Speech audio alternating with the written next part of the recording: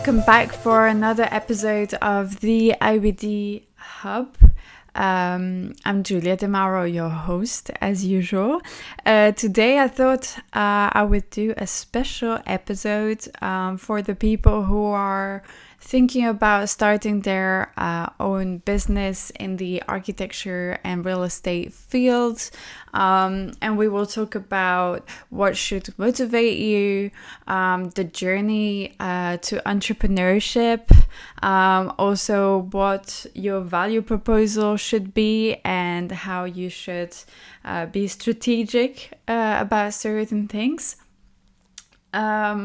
I'm doing this episode because we were told that many people since the COVID started thinking about starting their own business and start this journey.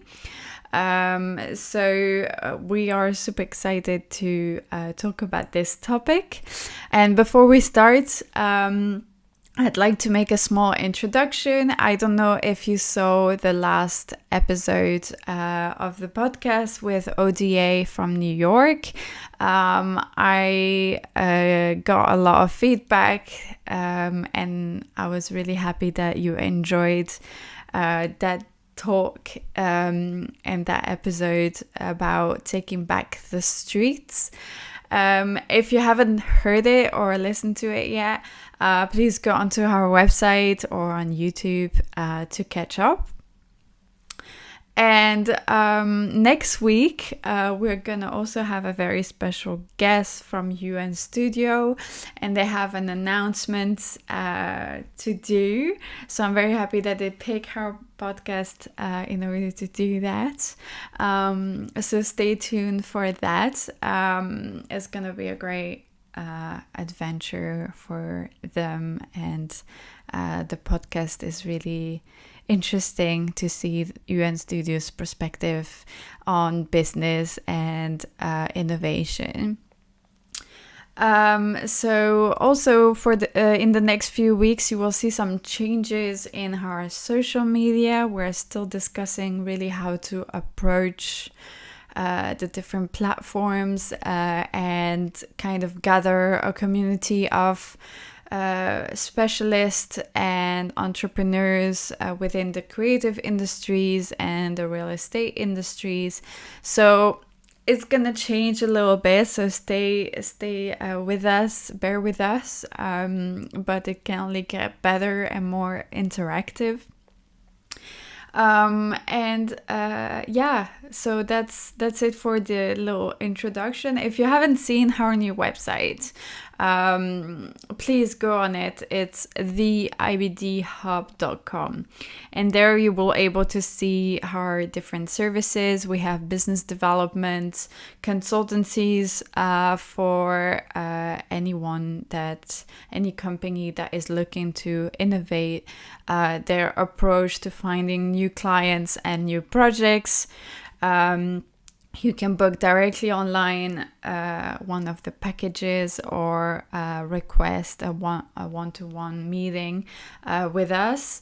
And this service is mainly aimed for companies that want to find clients and projects faster and more effectively, or want to be more visible within their networks in these times, and also reduce the time and the expenses to find new clients. So if you have any of these questions or other questions, please don't hesitate. You can also ask us some questions at info@theibdcompany.com or directly through our website. We also have a mentorship program for anyone that wants to start their business or that is a startup and want to scale up and don't know how to approach it. So we are also available for these persons. And then finally, we are gonna launch very soon an online course, which I hope you will be excited about. But I'm not gonna get into details about that. It's still an ongoing recording and process, but I will keep you updated on that. So let's get into the episodes. So as I said, I wanted to make this episode about how to start your own business as an architect, an engineer, a real estate developer, a construction company can also happen. Those advice are kind of designed to be a little bit more general. Don't get me wrong, but I hope that they will impact you a little bit. So the first point that I wanted to mention was motivation. A lot of people wonder when they start their business, do I have what it takes to be motivated to do this? Because it's a long journey, and a lot of people give up quite quickly because they don't find the motivation within themselves to do it. So what I recommend is to actually put down, first of all, the wall. So the wall is, what are you running from? What are the things that bother you, whether it's in your current job, in your current life, that makes you want to take that step? So it can be not having money, not finding a job because you've been fired or let off. You're coming from a different country and you want to start fresh. You don't want to have stress on a Sunday night to have to start the week. That can also happen. But just put down all the things that you're currently frustrated with and that are really making you want to make the move. So that's why I call it the wall, because it's the wall you have to jump, basically. And then there is the win. So what are you trying to achieve? What is your personal end goal? And I want to underline personal, because we'll get to the company's end goal at a later stage. So yeah, do you want to change the world? Do you want to be the first business woman or man in the architecture field? It can be anything, but it has to be very personal. And that's important to put down, and even to write it on the biggest board you have in your house or in your office. It's really going to be your end goal. And then the third point is why you want to do it. So what do you think are your qualities that nobody has, and that can make a difference? You think that you're gifted in something. You think that you're really good at communicating with people, so you have a great network. It can be that you have beautiful crafted project, or that what is, in your opinion, and I think this is the hardest point to write down, right? What makes you special? What do you think will make a difference? And you can even ask like some of your friends, like or family members, because sometimes it's very hard to point it out yourself. What do you think makes me different? Like, what do you think, what qualities do you think I have in order to be an entrepreneur and in order to start this from scratch? So that's extremely important. And I think that that's probably something that you have to renew every once in a while. Like even now, I'm still thinking like, okay, what is my why? And you can readjust it a little bit, because yeah, it takes time to find yourself. And as I said, it's a journey. The other thing to think about is what keeps you going, no matter what. So that can be, I have a family to sustain.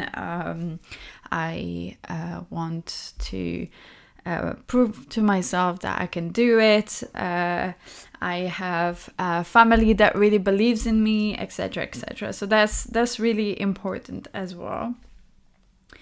And then you have to kind of make a list of also what do you do every day to expand your business. So the importance in entrepreneurship is consistency. So you want to make sure that no matter that any days that go by, you do a little bit more than the day before.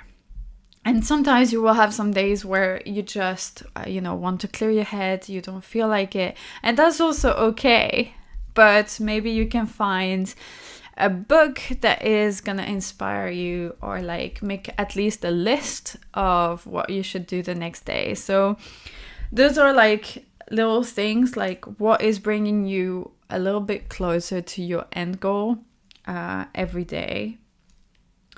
And also making a list of what you can start doing now. So all of these tips are meant for your motivation, whether you are starting or you are a startup, or you have a business for years, but it's starting, the market is starting to change, and you're trying to think about what to do. So that's for the motivation. The second thing that I wanted to point out, it's the journey. So you have to be very conscious that it takes 3 to 5 years for a startup to become a real company that makes money and a turnover. And that every steps that you will go through are meant to teach you something. So you shouldn't take failures as failures per se, but I think that some things are meant to go wrong in order to teach you something for the next time. And I can tell you a little bit about this from personal experience. When I first started my first own company, I had 2 business partners. And the more we worked together, the more we realized that our goals were extremely different. And I think that there was no match, and there was a little bit of rivalry also, which can happen, of course. But once we split up, it made me realize, okay, it is possible to do this by myself. I was not really conscious of it prior to this. I always thought like, okay, I don't know everything, and I still don't actually. So maybe I need people in order to make this work. And this major failure, which for me was really when we split up, I really thought it was the end of me trying to set up a company. And actually what I learned is I didn't need to have partners in order to make this happen, and that my vision was enough of a vision. So it is a journey, and you're gonna go through up and downs, like the corona, a lot of obstacles, but it's normal. And I think if it was easy, everybody would be doing it. And if I can recommend a read, I have finished The Alchemist last week, which is a great book if you haven't read it. And it talks about that. It talks about the journey and the process before you reach your ultimate goal, and all the steps that you have to go through and how to basically learn from it. So The Alchemist, highly recommend it. It's a short read. You can read it also during the weekend. And I think that it's a book that any entrepreneur should read before they start or when they try to reassess things. The other thing that is important to know is, like, even though it's a journey, everybody has their own quality and their uniqueness. So a lot of people that start their company think like, okay, but they are the person next to me is also starting, but they are so much better, or their vision is so incredible, I could never compete with that. I think that's a wrong mindset to have. Everyone is different and special in their own way. You can never compare entrepreneurs. I think everybody has a different thing to offer. Someone can have a great vision and innovative vision, and do projects that are very big scale and very futuristic. And then you can have someone that is extremely good with materials and details and how to put that together. So don't underestimate your qualities, and don't look at the person next to you. Try to look at the person next to you just to motivate you and maybe to compare advices and tips and share experience, but not on a standing point where you just compare your work and think bad of yourself for it. Like that is a terrible mistake to make, especially at the beginning.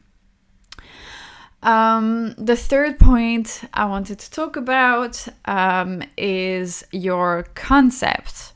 So how do you want to set up your company? What is the concept of it? What do you want to sell as a product, and why, and so on. So the first thing that I would advise you to do is actually get a copy of the book Start With Why, because it really highlights the three main points that makes your concept happen as a company. So the why is usually like, what are you trying to sell and why you want to reach out. So let's say you are an architect that is specialized in making 3D printing facades, and you need to explain your why. It's really important to explain the motivation, whether it's like a sustainability approach, an efficiency approach. You really need to put together a story that explains to the client a little bit where you're coming from.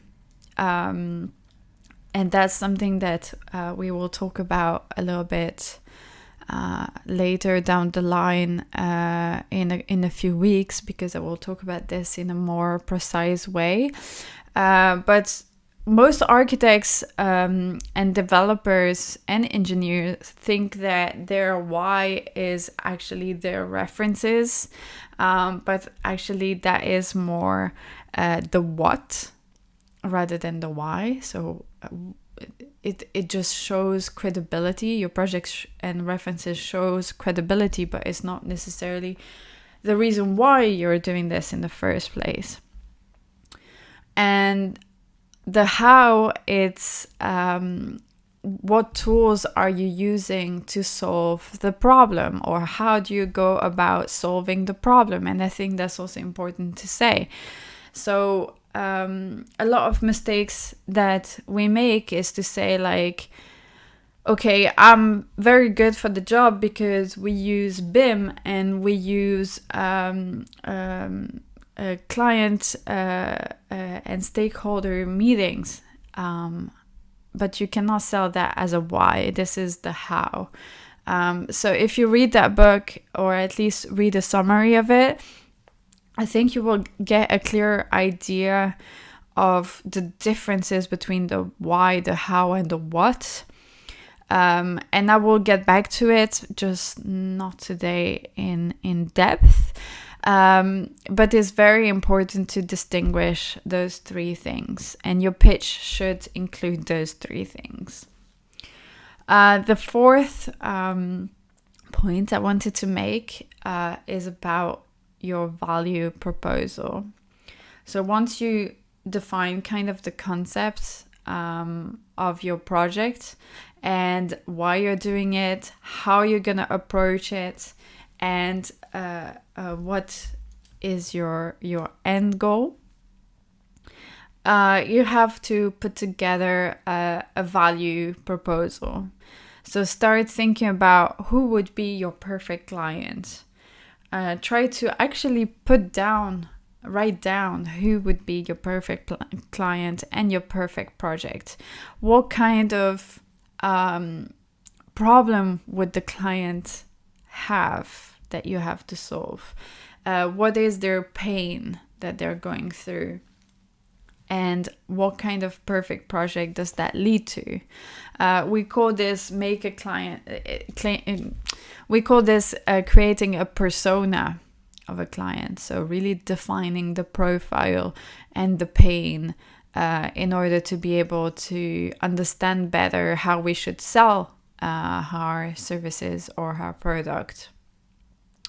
Once you have defined who the perfect client is, you can start to think about, okay, how can I reach out to them? What are the networking events they go to? What are the magazines they're reading? And simply like how to maybe tweak your LinkedIn post in order to reach out to them better. What is the value I can give them for free in order for them to be interested in wanting to do a project with me? And finally, try to define what problem you would have to solve for him and why you would be the best person to do that. And all of these questionments will create your value proposal and your pitch once you meet a client, or once you are trying to do your marketing strategy. I think that's extremely important. Then I wanted to point out as a fifth point the marketing strategy and how to modernize it. So in our field, unfortunately, marketing is not necessarily a skill that we have compared to other industries. We, of course, know how to make a website and have LinkedIn posts, and how to network, actually. How to have a brochure and flyers and talks, etc., etc. But I would like to bring your attention to other industries and how they go about it. We live now in a world that is a little bit more digitalized, especially during Corona. So it is important to kind of adapt to what is happening now. It's going to be more and more difficult to meet new people through networking events or to organize talks where people come and listen to you speaking. So how to go about this? Sure, there is webinars and Zoom meetings, etc., etc. But what you have to know is that more and more people are inclined to be on LinkedIn and on social media. And they are constantly bombarded by posts of people. So how to make really a difference? It is really important to show your value and your knowledge. This is how you're going to capture people's attention. So it's not only about, publishing pictures of your references, of your project, or like highlighting someone in your company. It's more about thinking like, okay, I have a company, and the why of my company is, for example, like we are the most CO2 efficient designer company. Write an article about that. Write an article about how design needs to be more self-sufficient. What are the tools that people use, but more in a broad manner, as if you were really the expert. And you will see that people get more and more interested in you because of your expertise, rather than just seeing pictures of your designs. It is also about telling a story a little bit. So it is extremely important to give value to people online. Otherwise, you will not be visible and you will just be put on the side. And I think if you're a millennium like me, please take advantage of that. Search out for other industries and how they advertise, how they use Instagram and Facebook. How do they do videos to show their expertise and their potential? I think all of these are tools that we can integrate as architects in and business owners in general. How can we go about it and kind of modernize our marketing strategy to be more visible in these times? The sixth point is networking. So right now it is extremely difficult to have to go to an event and have zero expectations and kind of meet people at random. I think that, that was never a good strategy in the first place. I think it is always good to plan out who you want to meet according to their profile. So wait, I'm going to talk about this in maybe a slightly different way. There is two types of leads that you can find, direct lead and indirect lead.